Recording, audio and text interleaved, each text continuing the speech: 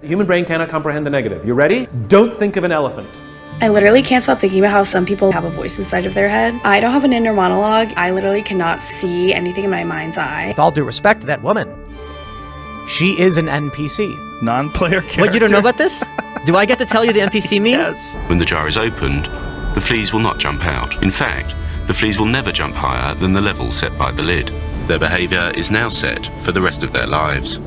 You can imagine a zombie that behaves just like we do, but lacks subjective experience. You know what the capital of the USA is? Canada? Yes. Sometimes I feel like an absolute NPC, and I went and just got my hair cut, and I walked in, said hi to the barber, sat down in the chair, didn't say a single word the rest of the haircut. Meanwhile, there's people sitting in chairs all around me, talking to their barbers. Felt like a stereotypical barbershop movie scene, except I'm the person in the background. It was one of those moments where I'm questioning if I'm even real.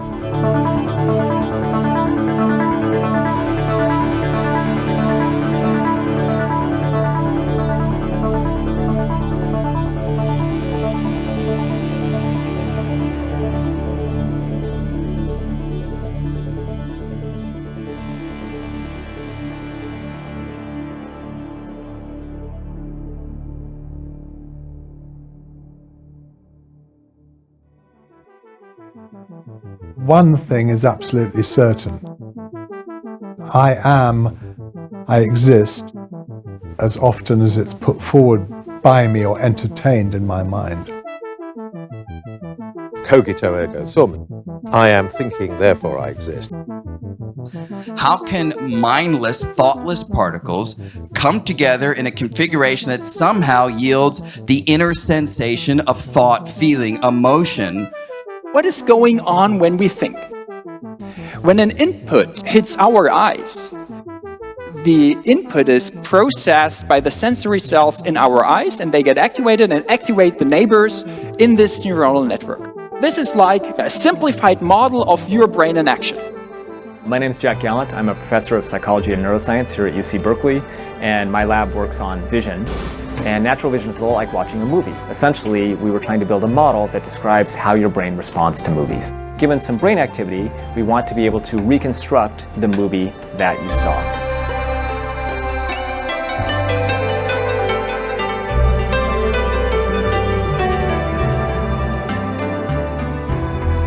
This is an image of a giraffe that the computer has never seen. It's only looking at the fMRI data, and this is what the computer thinks the human is seeing.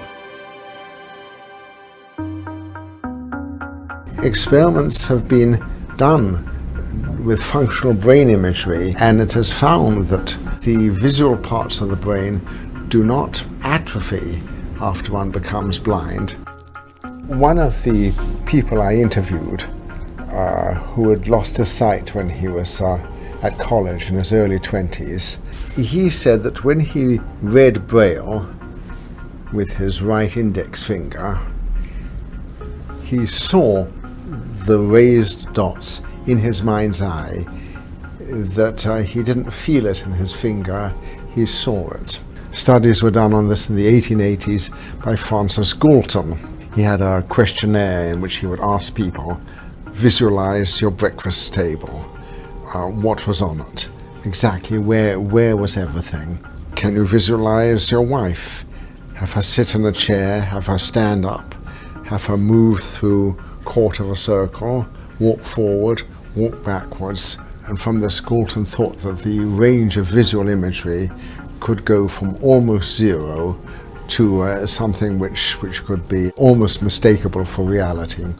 Cogito means all sorts of things like perceptions and pains and so on. What he was saying was, I am consciously aware, therefore I know that I must exist. That's right. So, hang on, if I think therefore I am, what about other people? Do they think therefore they am? I do very badly myself on Galton's tests. I can't visualize my breakfast table, and I can't actually visualize anyone, let alone make them stand up and turn through a quarter of a circle. A condition called aphantasia, and this, it sounds like might be a case where we can dissociate the behavior or the ability to respond from the actual subjective experience. For most people, when you ask them to imagine, let's say, an apple, then they would do that. And then if afterwards you show them two apples and ask them, which of these two apples look more like your apple in your head? And then people can usually say, well, the apple I imagined was like more closer to the one of the darker shade. But then about 1% of people just cannot.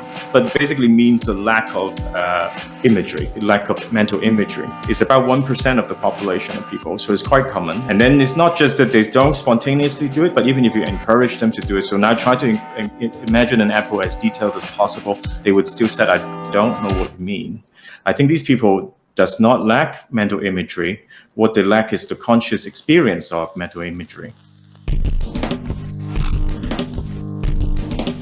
We believe that because consciousness is an evolved property, that it was discovered once during evolution, and the different forms of consciousness, i.e. visual consciousness, auditory consciousness, these patients, and there's now a quite substantial number of them throughout the world, they do not have conscious access to information in their blind hemisphere.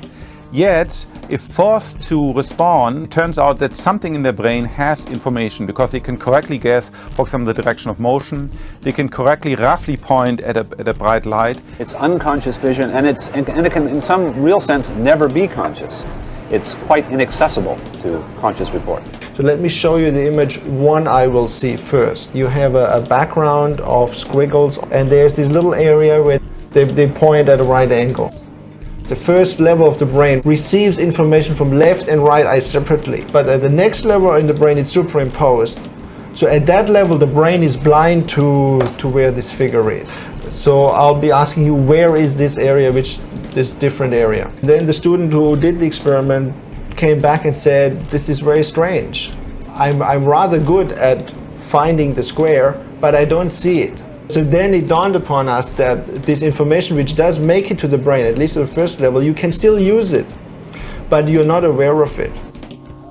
To the extent that you're still constrained or interested in empirical science, then Blindsight and Aphantasia are kind of like the almost near ideal zombie states. Bruh, I be trying to tell niggas, we live in a video game world, bruh. Half of these niggas ain't even real people, bruh. Watch this. You know that though. That can't be a real nigga. He look like he'll get hit by a car and get back up and continue to walk. Every human being that you don't know on a personal level is not real. They're all NPCs and you can say whatever you want to them. Watch this. Hey, how's it going? Just here to drop off coupons. Perfect. Sweet. Did you hear the big news? What's the news? Danny DeVito got an OnlyFans account. He did not. Yeah. $25 a month. I'll tell you right now, it is worth the money. Is it really? Oh, that man is short and thick. All right, have a good Monday night, huh? It's 11:30 in the morning on a Thursday. I didn't even give him coupons. Give him the instruction manual to my vacuum. When we were younger, we played games like Final Fantasy and Ultima, right? And in those games, you go to like the armor store or the weapon store, and you buy your sword or you buy your armor. There's a guy running that store within the game. He does not exist outside of that store. That character, all he does is buy armor and sell armor. He doesn't have a wife, he doesn't have a kid. You go there at midnight, he's there. You go there at 8 a.m., he's there. The player characters you're playing, he's the non-player character. And the point this meme makes is the vast majority of humans are non-player characters. So what we're doing today, we're going to have you reading from the teleprompter. These are real facts. These are all true, well-researched facts about gun control. Handguns are responsible for more than 80% of total mass shootings.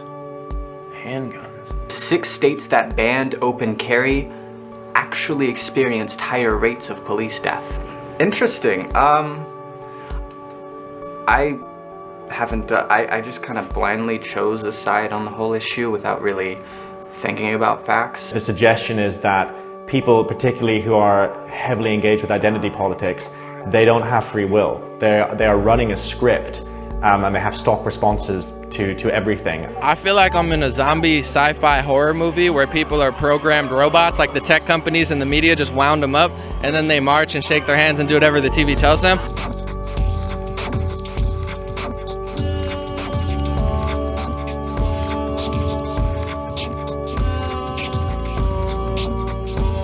What would you say is the main goal with tonight's protest? I think the goal is just showing our support for Palestine and demanding that NYU stops. I honestly don't know all of what NYU is doing. Do you know what NYU is doing? Why are we protesting? I wish I was more educated. I'm not either. And I have to say, he's sharp, he's engaged, he pushes us. Does he seem pretty sharp to you? Yes, he does.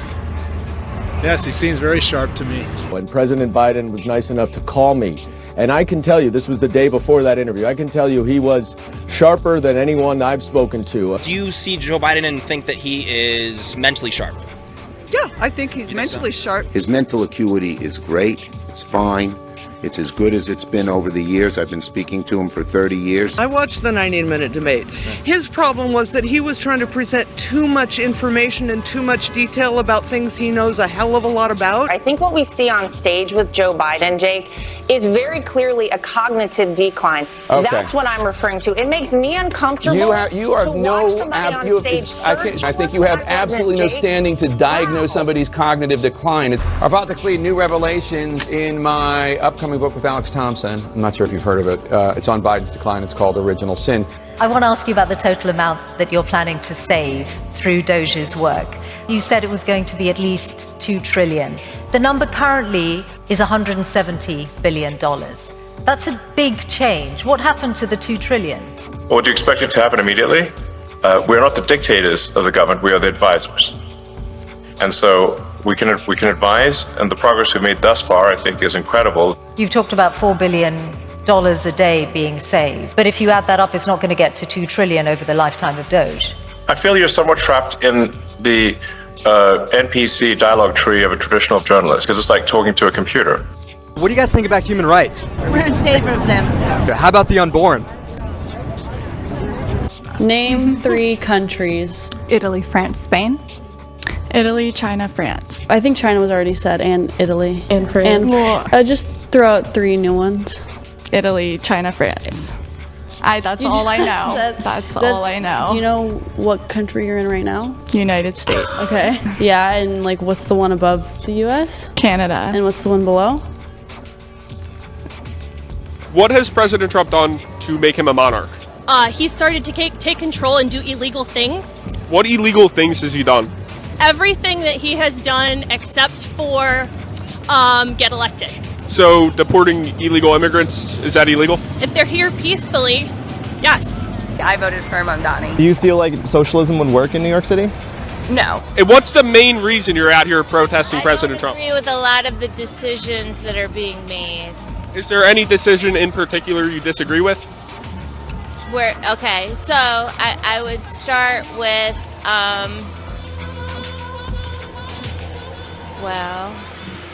That whole idea of you have no free will, I think that's the thing that's really gotten under people's skin. I mean, it's absolutely core to your identity. Our identity, I think our ego's identity is based in large part around that we are free agents in the world and we're making our own decisions. So I think there's nothing more, there's nothing that gets under anyone's skin more than suggesting that you're effectively like part of the matrix. I think, therefore I am. The justification and the proof for yourself that you exist is that you think to yourself, and if you do, that means you're there. But if you are just incapable of anything going on in there, then that's an NPC.